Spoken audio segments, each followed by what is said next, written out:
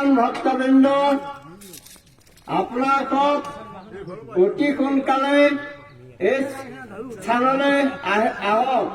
আমাৰ প্ৰসাদ বিতৰণ কৰিবৰ সময় হ'ল। জীৱনৰ বাটটো খলা বমা হ'লেও সুখৰ ঠিকনা আপুনি তাতো বিচাৰি ল'ব পাৰে। হাঁহি ফূৰ্তি আনন্দ উল্লাসবোৰ এটা বয়সৰ পিছত শেষ হৈ নাযায়। জীৱনৰ এছোৱা বাট পাৰ কৰাৰ পিছত এতিয়া আৰু বয়স হ'ল বুলি জীৱনৰ ৰংবোৰ কেতিয়াও সেমেকিবলৈ দিব নালাগে। আৰে মইতো নিদোৱেই, কাৰণ আমি শেষ মুহূৰ্তলৈকে, শেষ দিনটোলৈকে বিন্দাছ কটাই যাম। নমস্কাৰ, স্বাগতম জনাইছোঁ হেঁপাহৰ গুঞ্জনলৈ। পিকনিকৰ বতৰ চলি আছে। আজি আমি আপোনালোকক দেখুৱাম এটা ব্যতিক্ৰম আৰু বিশেষ পিকনিক।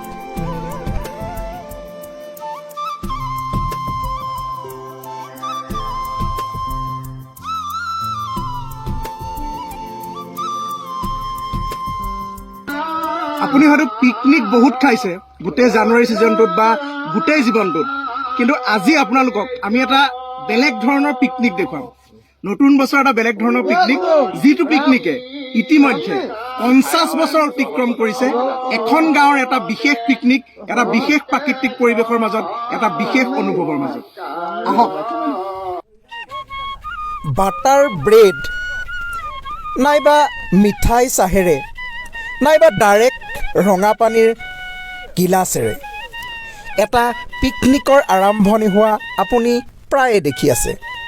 কিন্তু মাহ প্ৰসাদ তিয়াই এটা পিকনিকৰ আৰম্ভণি হোৱা হয়তো আপোনালোকে আজি এই ভিডিঅ'টোৰ মাজেৰে দেখা পাব।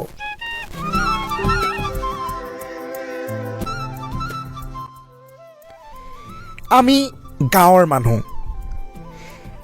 আধুনিকতাৰ জাকজমকতাৰ মাজত পৃথিৱী যিমানেই আগবাঢ়ি নাযাওক কিয়, জীৱনবোৰ যিমানেই বিলাসী হৈ নাযাওক কিয়, গাঁৱলীয়া জীৱনবোৰ এতিয়াও সেই একেই সৰলতা, পৰম্পৰা, সংস্কৃতিৰ প্ৰতি দায়বদ্ধ হৈ সদায় এটা আদৰ্শলৈ আমি জীয়াই থাকোঁ। সেইবাবে সদায় কওঁ, স্মাৰ্ট চিটি, বিশাল অট্টালিকা, এক্সপেঞ্চিভ ফ্লেটত আমি নাথাকিলেও আমাৰ জীৱনবোৰ সেই গাঁৱলীয়া বোকা পানীৰ মাজত, খেতি পথাৰৰ মাজত, আমাৰ পৰম্পৰা, সংস্কৃতি আৰু সৰলতাবোৰৰ মাজত, আমাৰ সম্প্ৰীতিবোৰৰ মাজত আমি সদায় সুখী। আৰু সেইবাবে এজন গাঁৱলীয়া হিচাপে, গঞা হিচাপে আমি সদায় আজীৱন গৌৰৱ কৰি যাম।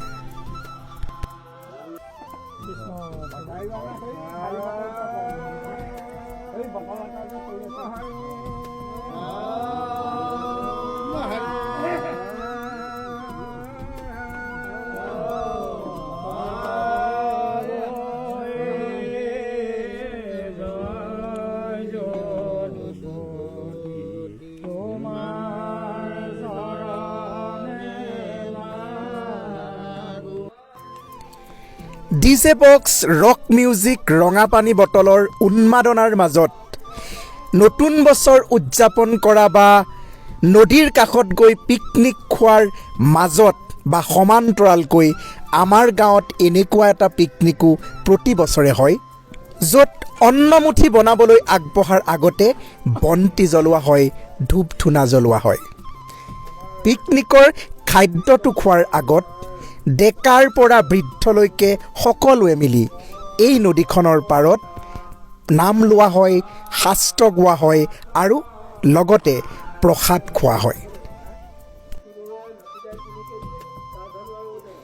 পিছে নাভাবিব দেই, আধুনিকতাৰ পৰশ নোপোৱা পিছপৰা কোনোবা অঞ্চলৰ আমি বাসিন্দা বুলি।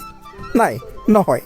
আধুনিকতাৰ প্ৰভাৱ, ভাৰ্চুৱেল পৃথিৱীৰ প্ৰভাৱ আমাৰ জীৱনবোৰতো ঠিকেই সমানকৈ চলি আছে।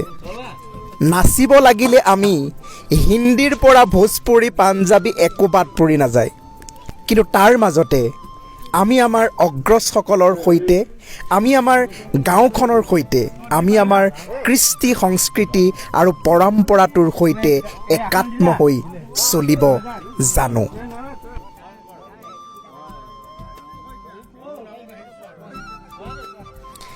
নাম লৈ পিকনিক খোৱাৰ মাজতো এটা সুকীয়া আমেজ আছে, এটা শান্তিৰ নিৰ্ভেজাল উশাহ পোৱা যায়। গাহৰি মাংসৰ গ্ৰেভি, ৰোষ্টেড চিকেন, বাটাৰ ব্ৰেডেৰে পিকনিক সদায় খাই আহিছে।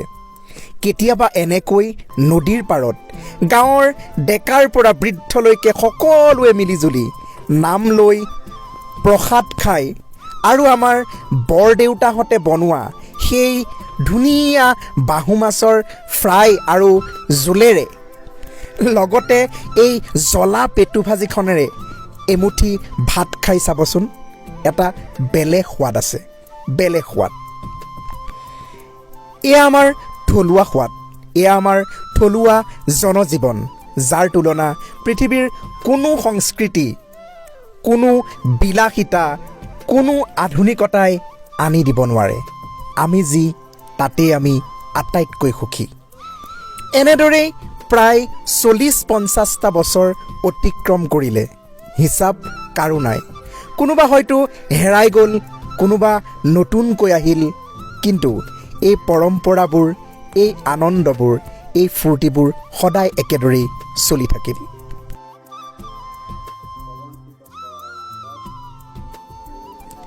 ইয়াত কোনো খেল নাই, কোনো থৈদ নাই, ইয়াত কোনো ধনী দুখীয়াৰ বিভেদ নাই।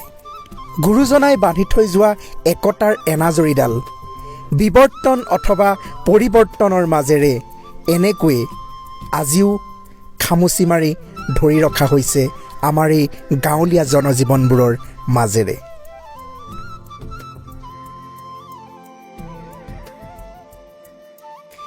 এই সম্প্ৰীতিবোৰ, এই সংস্কৃতিবোৰ, এই একতাবোৰ ধৰি ৰাখিবলৈ আমাক কোনো দল সংগঠন অথবা কোনো বৰমূৰীয়াৰ প্ৰয়োজন নাই।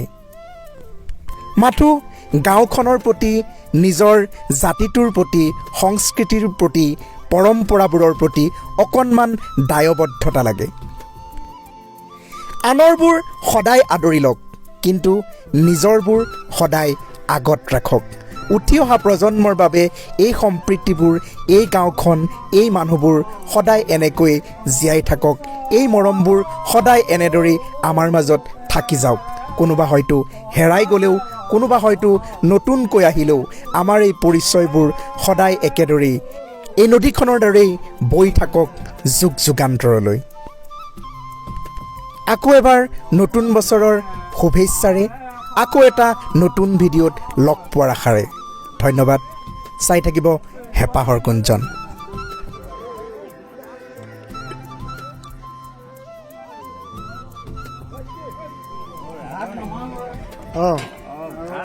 দাইল উতলি আছে, ভাজি উতলি আছে, মাটি দাইল উতলি আছে। মাটি দাইল ভাজি, ভাজি কি বনাইছে? ফুলকবি, আলু, ওলকবি আৰু মাছ আছে ন? কিমান মানুহৰ খানা?